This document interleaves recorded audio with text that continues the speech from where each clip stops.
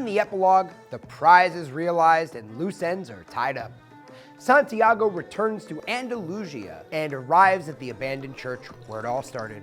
He drinks wine and reflects on his journey. In the morning, he starts to dig under the tree. He calls out to the alchemist and says, "You knew the whole story. You even left a bit of gold at the monastery so I could get back to this church."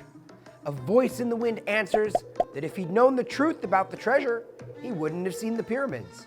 They're beautiful, aren't they? Santiago finds treasure, Spanish coins, precious jewels.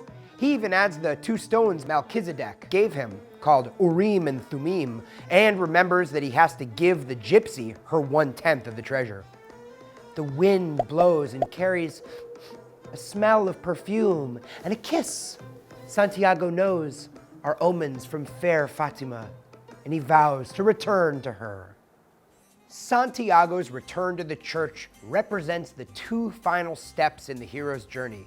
The ultimate boon and the crossing of the return threshold. He has achieved the goal of his quest. The novel shows Santiago is patient and reflective. He doesn't start looking for the treasure immediately, instead reflecting on his journey and what he's learned and how he immerses himself in nature. Santiago is far more certain of his purpose and much happier and at ease than he was at the beginning. He laughs at the thought of the alchemist knowing the end of the story all along. The journey has clearly been more important than the destination. Now, even though he finds his treasure, Santiago viewed the life lessons he learned as much more valuable.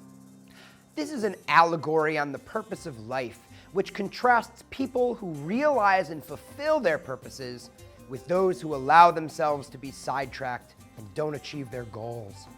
Once Santiago realizes his personal legend, he vacillates in his pursuit, but he ultimately succeeds. People like his father and the crystal merchant realize their personal legends, but choose not to pursue them.